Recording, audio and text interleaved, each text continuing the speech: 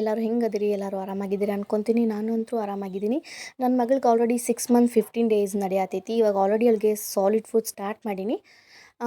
ಇದು second solid food ಆಕಿಗೆ. ಡೇಗೆ ಒಂದು ಸಾರಿ ಅಷ್ಟೇ ಕೊಡ್ತೀನಿ.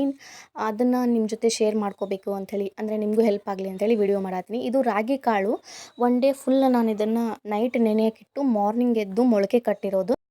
ಆಮೇಲೆ ಇದನ್ನು ಒಂದು ಸ್ವಲ್ಪ ಹೊತ್ತು ಬಿಸಿಲೊಳಗೆ ಹಾಕಿದ ಮೇಲೆ ಫುಲ್ ಅದನ್ನು ಡ್ರೈ ಆಗಬೇಕು. ಡ್ರೈ ಆದಮೇಲೆ ಇದನ್ನು ನಾನು ಒಂದು ಲೋ ಫ್ಲೇಮ್ ಒಳಗೆ ಒಂದು ಪ್ಯಾನ್ ಒಳಗೆ ಹಾಕಿ ಹುರ್ಕೊತೀನಿ. ಇದಕ್ಕೆ 6 ಆಲ್ಮಂಡ್ ಹಾಕ್ಕೋತೀನಿ ನಾನು. ಜಾಸ್ತಿ ಆ್ಯಡ್ ಮಾಡ್ಕೊಳಂಗಿಲ್ಲ, ಯಾಕಂದ್ರೆ 6 ತಿಂಗಳು 15 ದಿವ್ಸ ಪಾಪು ಅಲ್ಲ, ಸೊ ಜಾಸ್ತಿ ಬೇಡ ಅಂತಂದು ಹೇಳಿ ಇದನ್ನು ಒಂದು 10 ನಿಮಿಷ ಈ ರೀತಿ ನಾವು ಹುರ್ಕೋಬೇಕು.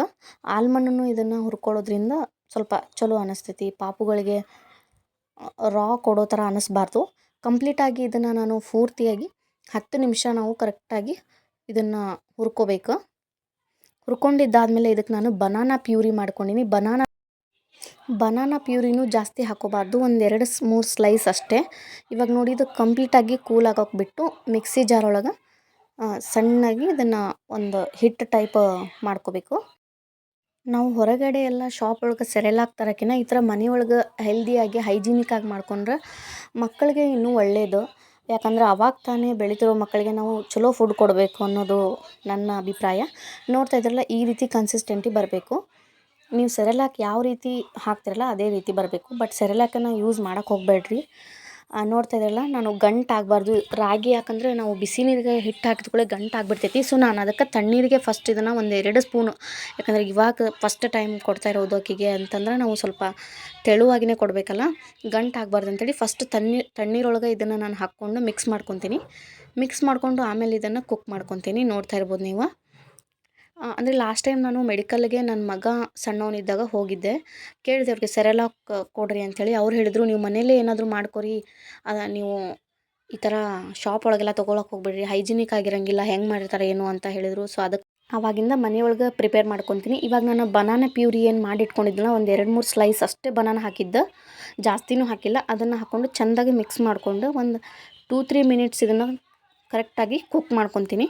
ಕುಕ್ ಮಾಡಿಕೊಂಡು ನನ್ನ ಮಗಳಿಗೀಗ ತಿನ್ಸಕ್ಕೆ ರೆಡಿ ಮಾಡ್ಕೊತೀನಿ. ಫುಲ್ ಕೂಲ್ ಆಗಕ್ಕೆ ಬಿಟ್ಟು ಒಂಥರ ಟೇಸ್ಟ್ ಸ್ಮೆಲ್ ಚಲೋ ಬರತ್ತಿತ್ತು. ನಾನು ನೋಡಿದ್ನಲ್ಲ, ಈ ಥರ ಒಂದು ಕನ್ಸಿಸ್ಟೆಂಟಿ ಬಂದಿತ್ತು.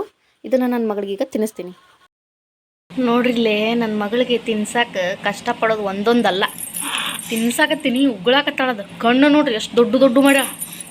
ನನಗೇನು ತಿನ್ಸಾತ್ರಿ ಅಂತೇಳಿ. ಅಯ್ಯಯ್ಯಯ್ಯಯ್ಯಯ್ಯೋ ಡೌ ರಾಣಿ ಒಲ್ಲೆಂತಕ್ಕೆ ತಿನ್ನಕ್ಕೆ. ನಾನು ಬಿಡೋಂಗಿಲ್ಲ, ಹೆಂಗಾರ ಮಾಡಿ ತಿನ್ನಿಸ್ತೀನಿ, ಬಿಡೋಂಗಿಲ್ಲ. 3-4 ಸ್ಪೂನ್ರ ತಿನ್ನಬೇಕು ನಿನ್ನ ಮಗಳ, ಬಿಡೋಂಗಿಲ್ಲ ಇವತ್ತು. ನೋಡ್ರಿ ಎಷ್ಟು ಕಷ್ಟಪಡಬೇಕು ಮಕ್ಕಳಿಗೆ ತಿನ್ಸಕ್ಕೆ. ನಿನ್ನ ಹೊಟ್ಟಿಗೆ ತಿನ್ನಕ್ಕೆ ಇಷ್ಟನ್ನ ನಿಮ್ಗೆ ನಾಟಕ. ಬಿಡೋಂಗಿಲ್ಲ.